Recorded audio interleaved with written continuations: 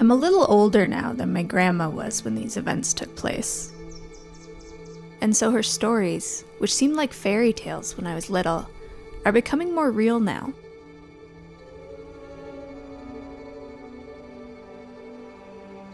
People are always saying I'm just like my Oma.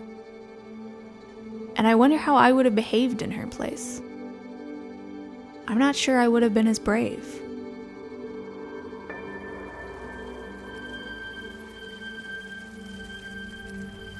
When you're a teenager and you do something worthwhile, that's wonderful. You don't think about the danger. And danger is not something teenagers think about anyway. Every time I go further with this story, something comes up that amazes me anew. Everything you can think of happened. History never repeats itself exactly, but it rhymes, as the expression goes. I do think there are parallels between Europe in the 1930s and the situation today, both in North America, in Europe, and elsewhere. There's a darkness that has descended upon us.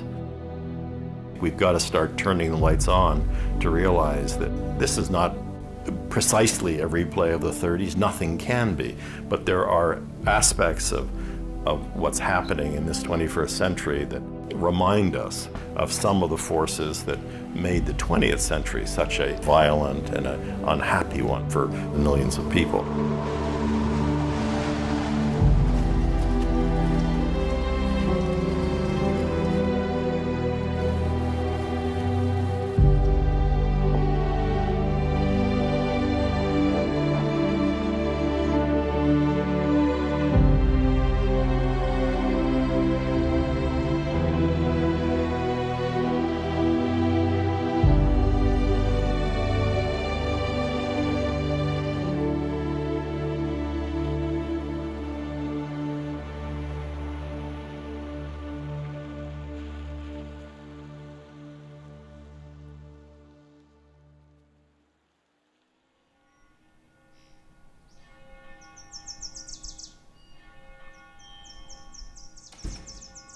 I've always had this idea that the stories we read and hear as children become part of us as we grow up.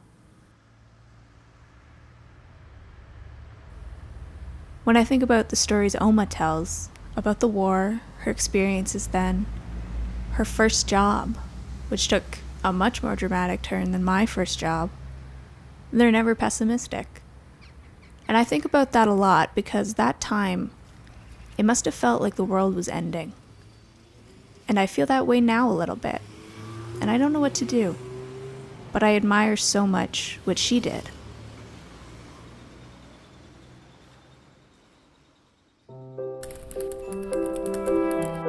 I was 17 when the war started. We woke up in the morning and we heard all these airplanes over our head, and then we knew something was wrong.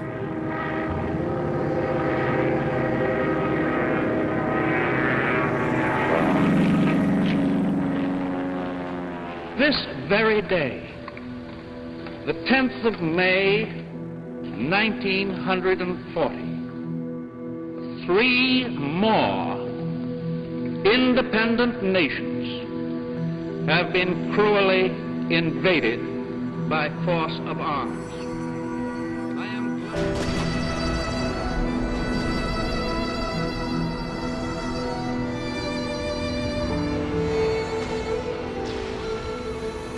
October 1941, the decision was made in Germany to kill the Jews.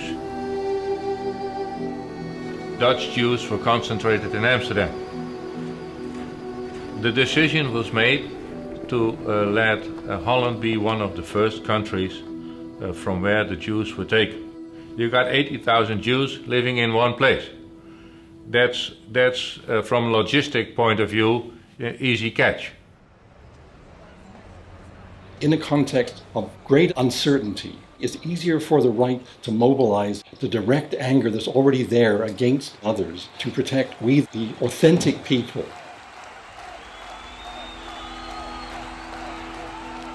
We are the people. We have a certain history. We can look back to this past era in which men were men, there was patriarchy, and women had their place in society. And what happened was that the alien others, however defined, have entered the scene and have corrupted this virtue, or have been arrogant and superior.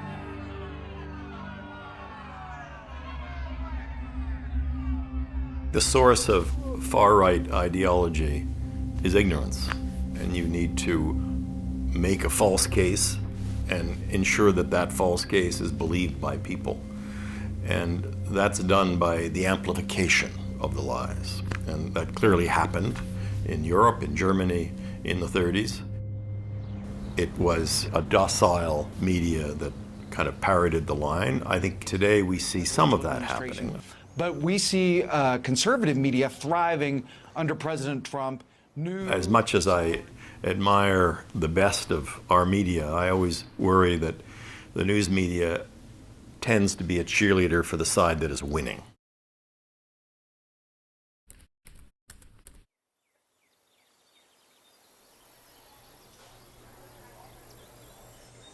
I had only been at home and did some work at my aunt's place.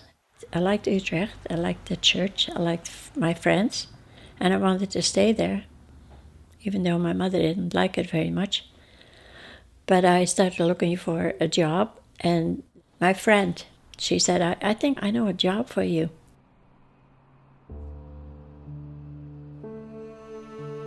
Utrecht is about 50 or 60 kilometers from Amsterdam. They started to see what was going on. An Utrecht student was, in fact, a witness to one of the roundups in Amsterdam, the very first roundup. And then we're talking about July 1942. She got so angry, she, at that moment, took about 4 Jewish children from very desperate parents to Utrecht.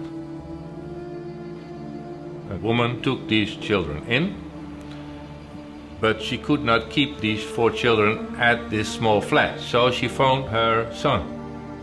His name was Jan Meulenbelt. She said, drop what you're doing, go to your friends, get me hiding places for these 4 children. And that's what he did. And that's how it started. Jan Meulenbelt actually convinced the parents of a few of his friends to take in a Jewish child, and then hearing what was taking place in Amsterdam, immediately decided that much more help was needed.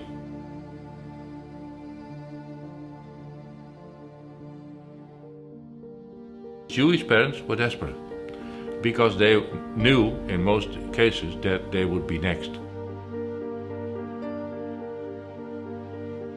So more and more parents were motivated to give up their children, which is a very, very big decision. One of the students that Jan selected was a friend of his in Amsterdam, a student called Jur Haak. He asked Jur, can you put up an organization that will collect children from their parents, ship them to Utrecht, where the Utrecht organization can find hiding places for them. And that's basically how it worked out.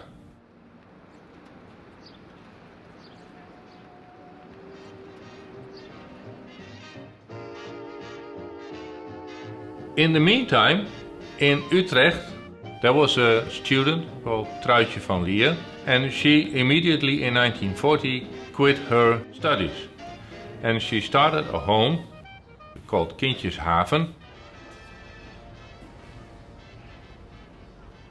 She had been a student. She knew Jan Meulenbelt. She knew a lot of the members of the Utrecht group that Jan Meulenbelt had collected. The situation arose that there were more children coming out of Amsterdam then the Utrecht branch could place with families. You have to imagine this. You have to ask families, would you be so kind to take in a Jewish child? You have to lie about it. And you have to provide for these kids. That's a big decision. So the number of families that said yes to this question was very limited at the start. Kindjeshaven was the place where these children were kept for a limited period of time. And then they were shipped to the foster family that had been found in the meantime.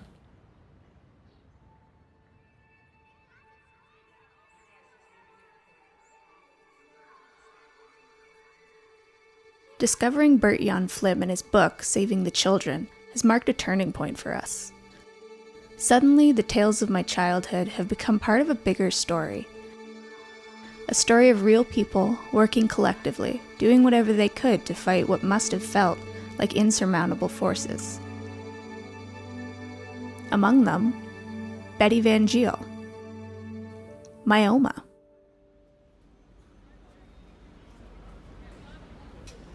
Through Bert-Jan Flim, we've learned that most of the children at Kindjeshaven stayed only for short periods of time. But there were a few children that stayed longer. Judith and Deborah Shavrian were two twins that stayed for a couple years with Troitje van Leer and her personnel, my Oma included. Many of Oma's stories feature these twins. She knew them only as Yuki and Daycha. Until now, we'd never even considered the possibility of locating any of the Kindjeshaven children. For their safety and hers, Oma never knew their real names. For me, they've always lived inside her stories. But now I wonder, could Yuki and Daycha be Judith and Deborah? Could they be traceable? Would they want to be traced?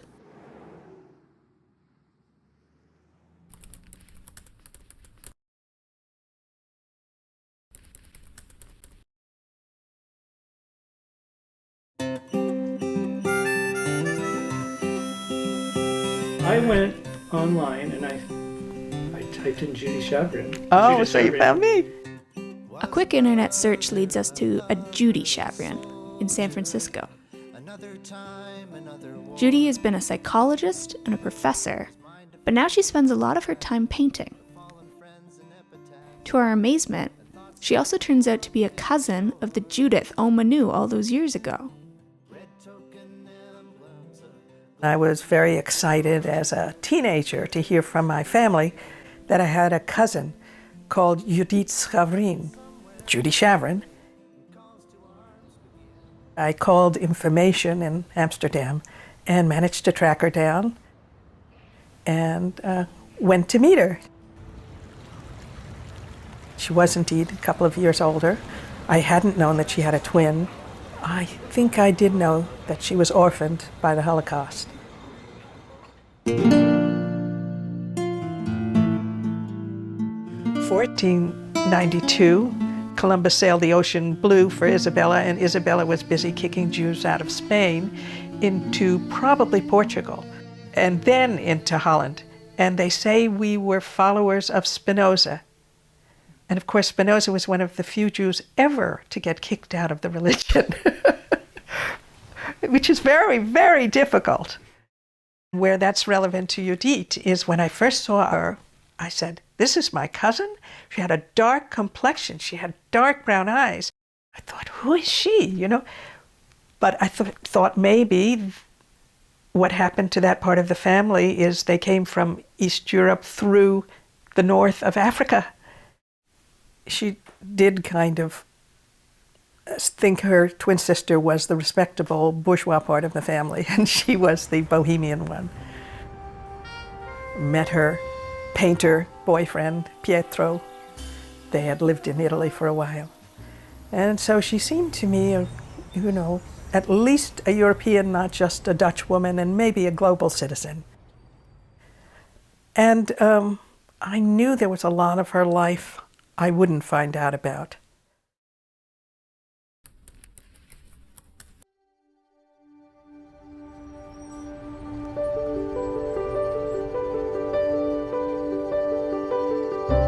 I've heard these stories growing up, and they've just filled my imagination with pictures of what these places could have been and what these people could have been. And it's almost, there's an imaginary Holland in my head that I feel homesick for somehow, without ever having been there.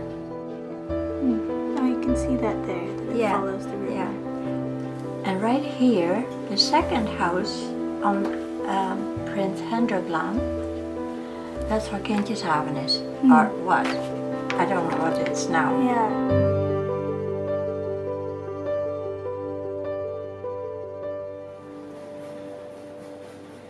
So, with a little help from Judy, we've managed to track down Judith.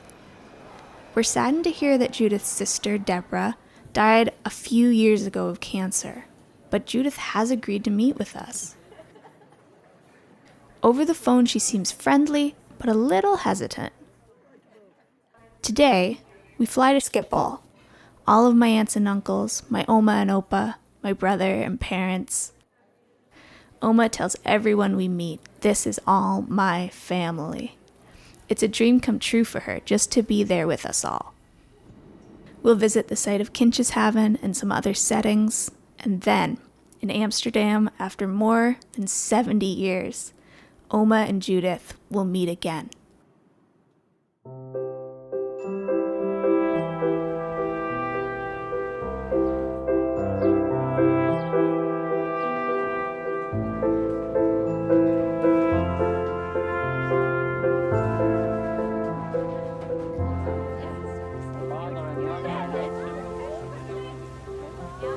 So I've had this weird feeling that I've been walking around a fake place this whole day.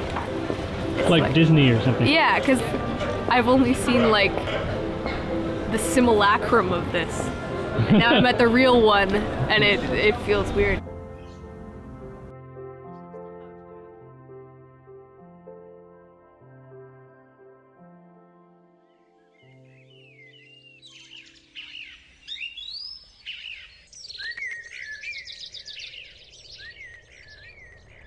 All these Canadian graves are bringing back such memories.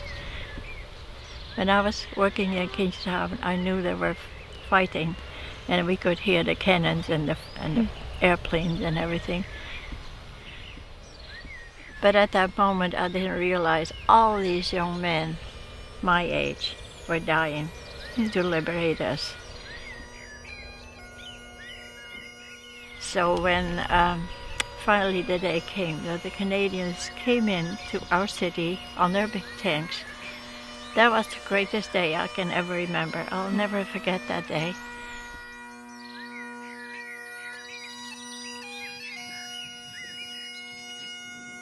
I was thinking about what Oma said about how she knew there was fighting, but she didn't think about people dying.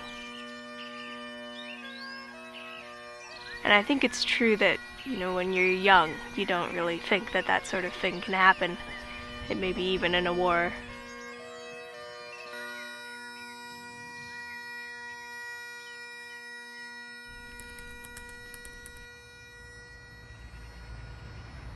Yeah. Yeah, that's it. Could it be? Hij asked the man of the store, and it is indeed Kindjeshaven. Really? Yeah. Wow, that's amazing.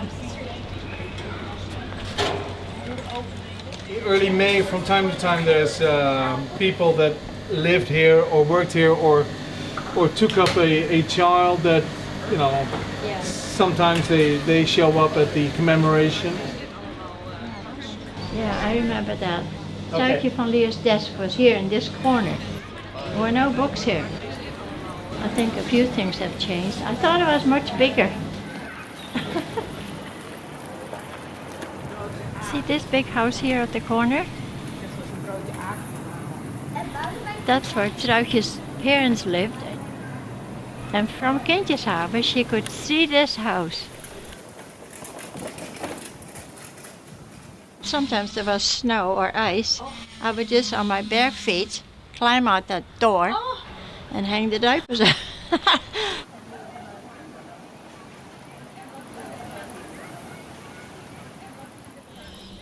Ah, that was fantastic.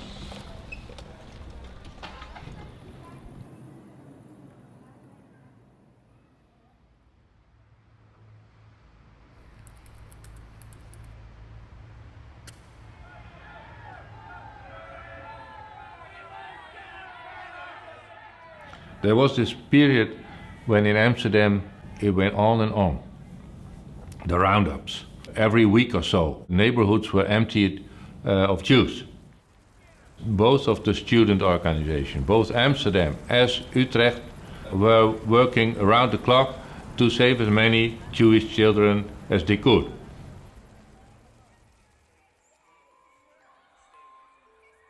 Truitje was busy collecting cradles from anywhere she could.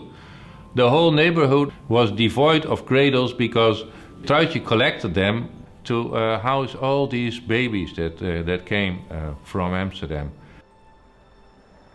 And right in the middle of this busy period, one of the police that was collaborating, he got somehow wind of what was going on, or could be going on in Kindjeshaven.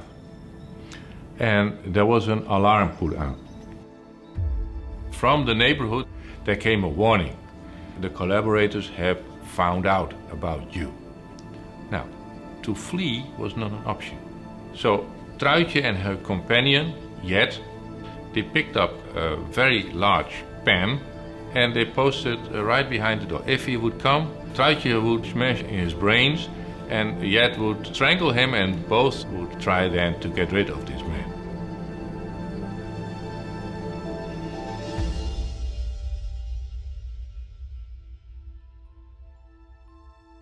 They were very, very taken to this cause.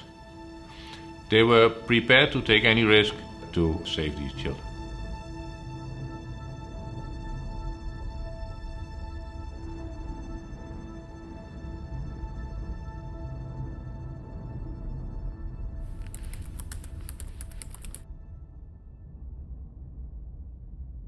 Even if you were just sort of pragmatic, leaving the morality of it out, fascism never works out in the end. No, I think fascism has been awful in the same way that communism has been awful in terms of what it claimed. Unfortunately, that fact is often lost on those who flirt with it. When people develop an uncertainty, a concern for their future, this kind of unease can be harnessed either by the left or the right, obviously, because it is a way of dividing people, which is really very effective. Problem is, when you've got the very rich and the very powerful, it may not just be an issue of desperation of the poor. It has a bit of cowardice in it. It's always easier to kick the people on the rung lower than you are and hate the immigrants and hate the gays and hate women. And in fact, wife beating goes up when people have lost their job and are poorer. So it's also part of the backlash against feminism. It's, the good old days when men were men. It's terror of losing that, born privileged, whereas they have already lost it. You usually are making a lot of noise about what you've already lost.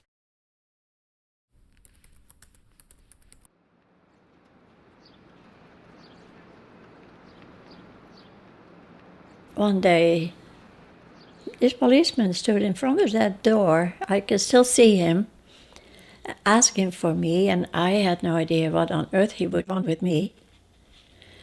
But he said, "You have to go home. Your mother is very ill." So I was thinking, how do I get home? There had been a rail strike, so there were no trains to get me home. There were no buses. And my friend, Lien de Beer, she was a good friend. She said, "You can have my bike." It was a really good bike. She said, "Take my bike and get home." So I just grabbed a few things, thinking that I would be back maybe in 2 weeks and my mother would be better. Of course, I never did get back again.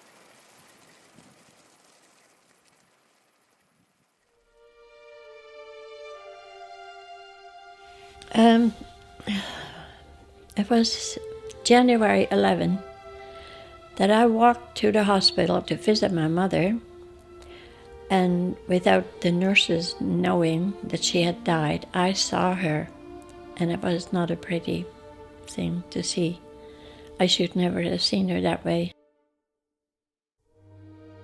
And then I had to tell my dad that she had died. The undertakers came, took all the furniture out, set up poles in the room, and put black curtains all around. And in the middle of the room was my mother in her casket with a glass top so I could see her. Not touch her, but I could see her. And that same day, I looked out the window in a normally busy street, but it wasn't busy. There was no one. So I looked in the little mirror that we had on the outside, and I saw people all standing around, my dad among them, and I realized this was a razzia. Germans were lining up people, and they were all taken away, and I was so devastated.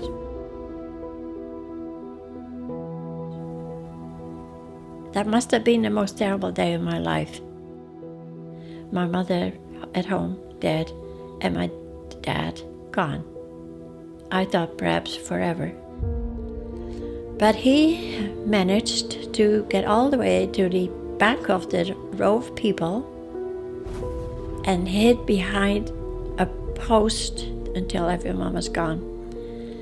When he saw a horse and buggy, he grabbed the wagon on the back, hung onto the axles of the car, and came home that way. And I can remember him knocking on the door. And I have never been so happy to see my dad.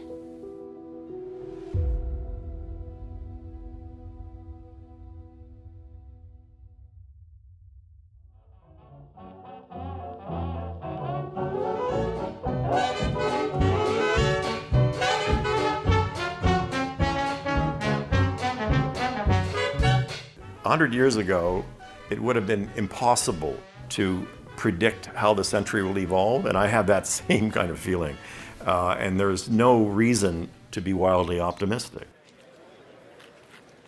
We live in an age of very precarious work, of very high and growing inequality, of disillusionment with democratic politics. You don't have to be a political scientist to see that what we're talking about in the near future is a very incendiary situation.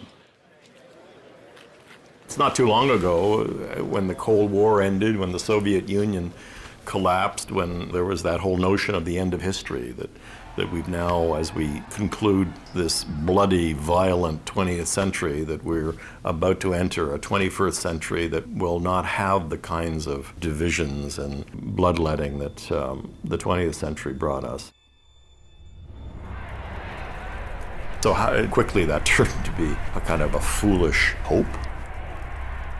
We have now learned there is absolutely no reason for those of us living in the 21st century to feel any more complacent about how our societies are evolving than perhaps people should have felt 100 years ago.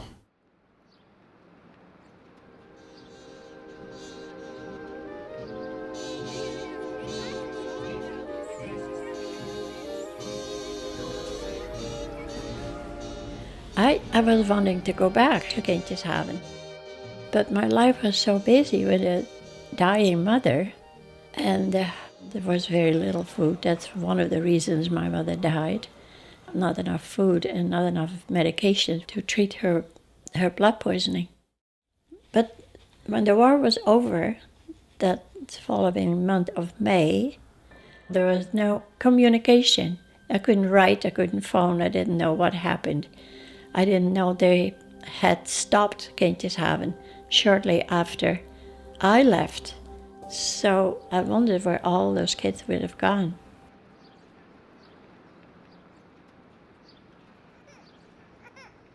Truitje was always busy trying to maximize the security. One of the things that she did was she befriended the Ortskommandant. That's a German term for the head of the police in Utrecht. There were a number of women in Holland who got pregnant by German soldiers. The Ortscommandant was the custodian of these kids. And these kids were placed with Truitje. So Truitje had not only Jewish children with her, but had also the kids of the German soldiers. And that made her unassailable. Because she could always say, when trouble came up, go ask the Ortscommandant, he's the custodian of these kids. And then the trouble would be over. But it was a security measure thought of by Truitje. Truitje was a very intelligent woman, and this was a stroke of genius. She actually mobilized the German commander of Utrecht to become part of the resistance, without him knowing it. I think that's one of the most devious things ever in the resistance in Holland. It was amazing, and it almost held through for the entire war, because only 3 months before the liberation, the center had to be shut down. This is something that my mom wants to understand better, because she did hear that Kindjeshaven had been closed down, but doesn't know really the details of why that is. Well, the police was stationed close to Kindjeshaven, and there were twins, 2 men. One was a member of the German adherents, was very active in looking for Jewish people in hiding. And the other was a member of the resistance. And probably the one warned against the other. We don't know that for sure, but somehow Truitje became suspicious. She was in the middle of Utrecht with a lot of people around who knew what was going on. I think it's a miracle that it even lasted till February 1945.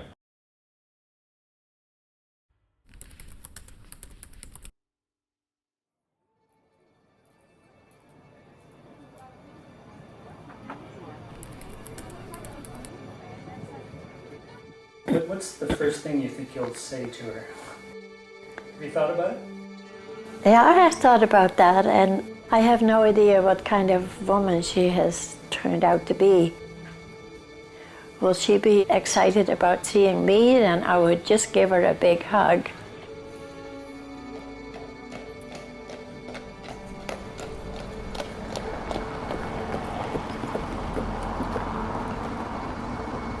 But if she seems to be a little bit standoffish, I wouldn't do that, of course. But I would tell her how happy I am to see her.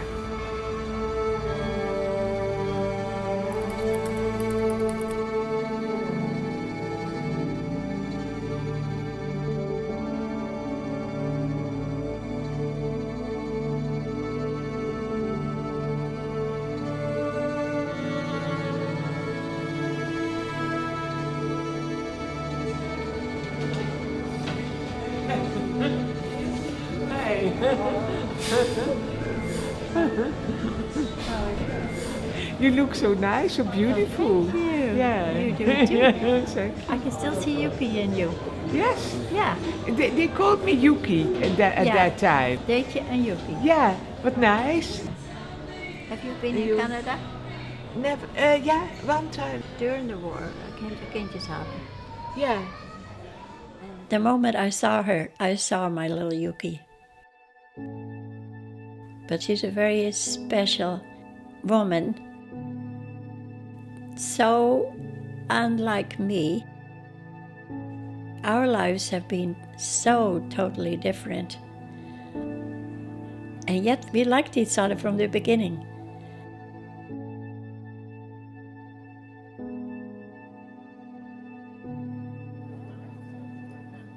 These two remarkable women, so different from each other, having shared something profound at really the beginning of long, full lives. What a thing to see them here, together again.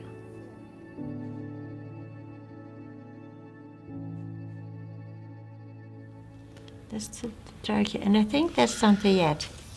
Ja, Truitje, ja. Wow. She's so loving, hè, Truitje. Unbelievable. Yeah. This Tante Jet, how nice. It's a nice picture. Tante Jet just died recently. I know. Yeah. Yeah, this one. Yeah. This is me. There, that one. Yeah, this is, this is Betty. There was in a newspaper a piece about Tante Truitje, and she had to go to court because they accused her of not having paid taxes on the money that she allegedly received for the children. I mean, it was terrible, terrible, ridiculous. Yeah. Big sums of money she had to pay. Oh. And then my sister saw it because she worked in the record, so she saw that article and she said, kindjeshaven, that sounds familiar. Yeah. You know, and she cut it out, a piece. So she called the newspaper and we got to know where Tante Truitje was. Yeah. And we called her. You didn't realize until then that you had been at Kinshas? We knew something, but there was nobody there to talk about it.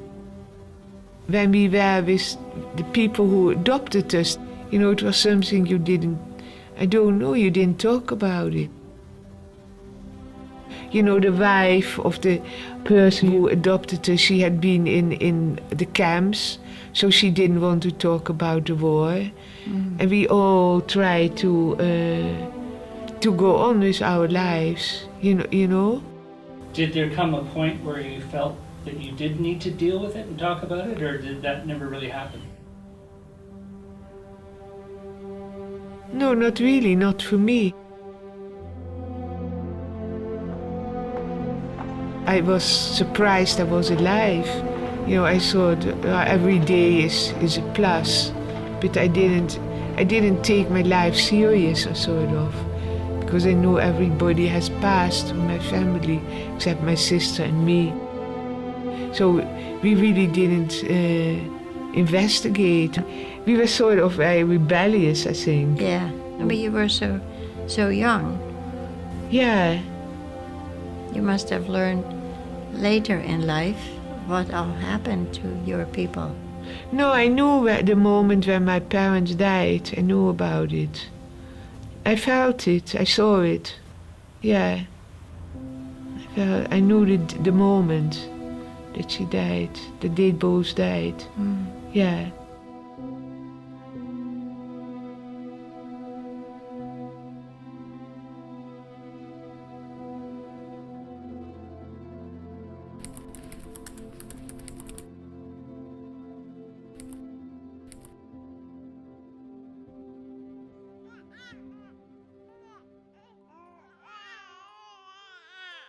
The very first day I worked at Kindjeshaven, I saw Truitje run out of the place and go around the corner to her parents. From the windows in Kindjeshaven, she had seen a police cruiser in front of her parents' house. And she knew there was trouble for her dad, who was Jewish, but she was not afraid to speak her mind. Yeah. And she got him to go away. Eventually, I think he must have gone into hiding because I never saw him anymore.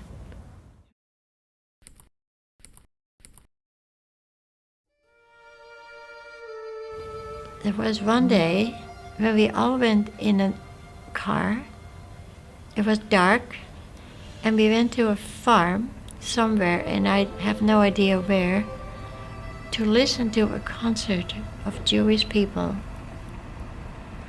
And I remember this car, when it got into the driveway of this farm, turned off the lights, and we drove in pitch dark, and we listened to the concert.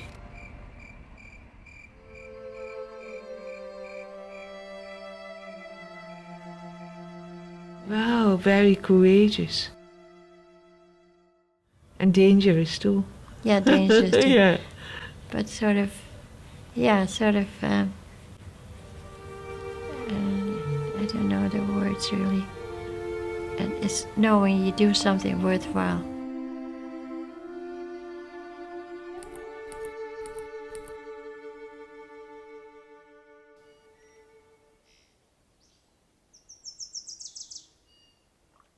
One day, on a beautiful summer day, I was walking with them when the alarm went off.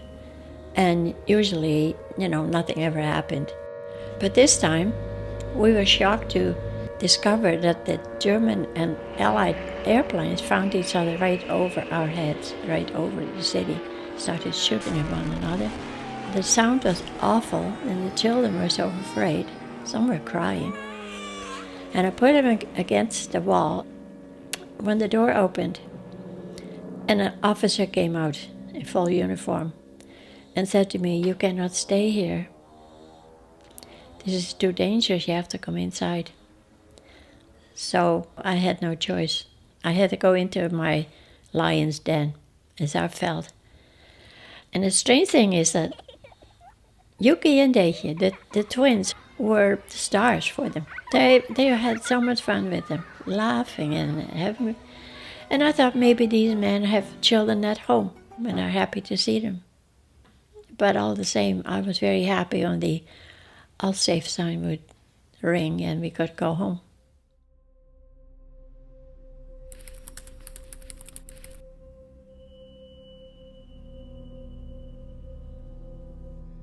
Hannah Arendt was a teacher of mine.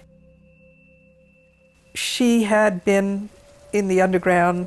She had been picked up a couple of times by the Nazis, detained in camps, but then anyway was getting young Jewish people out of Germany, sending some of them to Israel, and so on. And she became famous eventually for Banality of Evil, which turned most of the Jewish community against her angrily. Saul Bellow had said, "No, these are monsters." They're not ordinary people. Eichmann was not just a careerist. Eichmann was not just someone who was sort of thoughtless. Eichmann is found guilty of crimes against the Jewish people. But not many people, I think, know that before that, she was giving lectures about the peasants. If you read the Nuremberg records, which she had been reading, there were peasant boys who said, "No, I won't go with the SS." They were ordinary people. And then she was saying, well, you could be a very fancy person and very smart and very educated and still become a Nazi. How can an ordinary people be smart enough to do the right thing and a fancy person do the wrong thing? You can be an ordinary person with the right instinct and just have the courage to do it.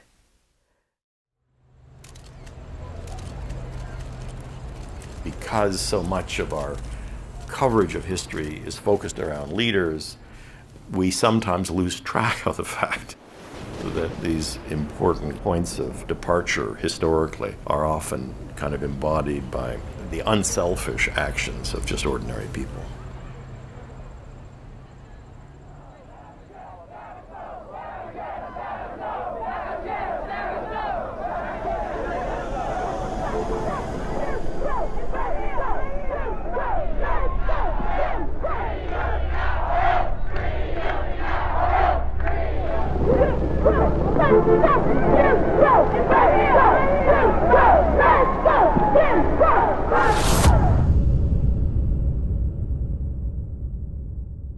It's funny, like, I've never seen you as a protester in No. my lifetime. No. But that obviously was in you, that sort of...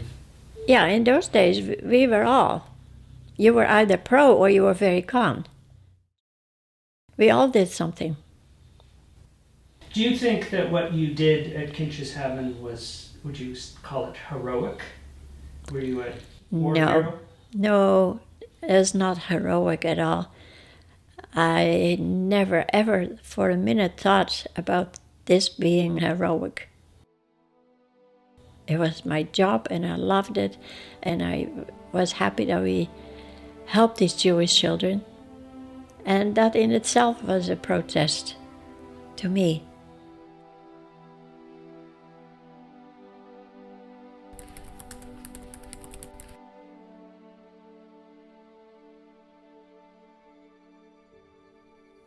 After the war, and for my parents' generation especially, I think, it must have been easy to understand my Oma's stories as classic tales of good, triumphing over evil.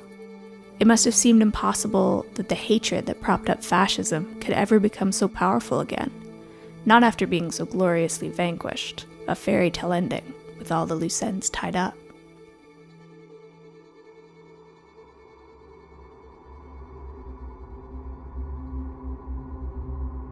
For long periods in history, the fascist virus was dormant. But viruses quickly mutate and become extremely deadly.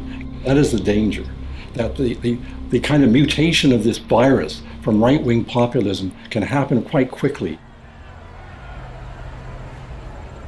There are certain tendencies that seem to be becoming normal in our society that a few years ago would be anathema, an indifference to immigration, a tendency to inject kind of racist framings to issues, a selfishness in terms of how the economy and economic benefits of a society are shared, the undermining of a free, independent press, which is now being embraced by many Americans.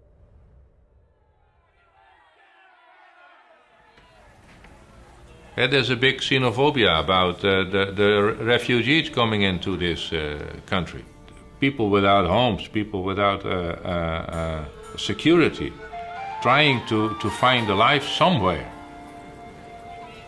Refugees come in to eat the food that is for us, come to take our space, come to take our houses, come to take our wives, our daughters. These ideas are put into their heads, and that's the parallel that I see with the 30s. It's the same method. It's trying to convince the majority of certain ideas which are not right.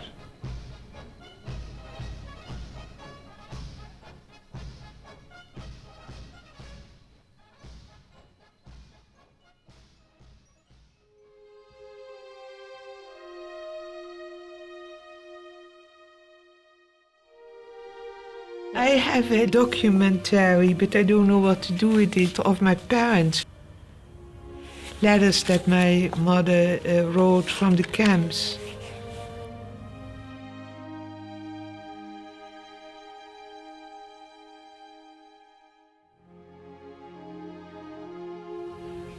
They were very cold. They didn't have blankets and so on. And Jozef, that is near my father, got ill, and my mother wrote to her sister if they could send blankets and the fruit, apples and so on, because they got very ill. Yeah, that's what they wrote, things like that.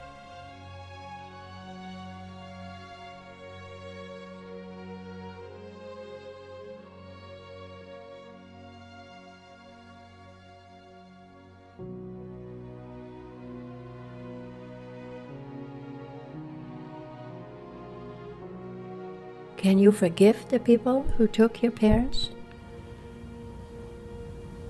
How does that feel? I don't know what forgive is really. No? Forgive. Give for. Yeah. I don't understand the word and nor the concept. No, I would go out of the way of somebody like that.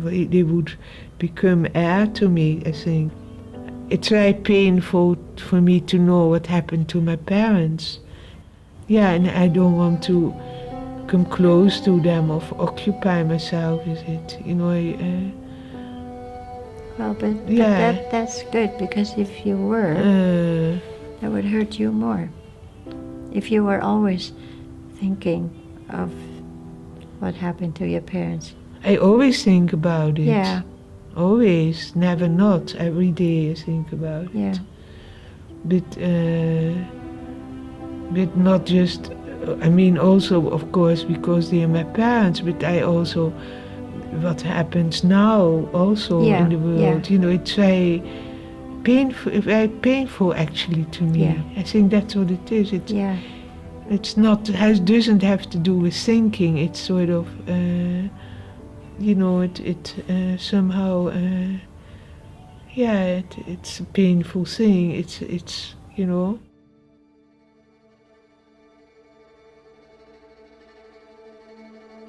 What drives societies aren't their leaders. What drives societies are ordinary people. What I think often happens with people is that they respond instinctively to how a situation is evolving. They act. And they act in ways that are straightforward and simple to them. If we look at them from afar and we say, what incredible heroism, what incredible courage, they correctly come back and say to us, well, that's the only way I could have acted, given the way I am. And I think that's the simplicity and the marvel of ordinary people in so many situations is something that is kind of the hidden secret of how societies evolve and how they advance.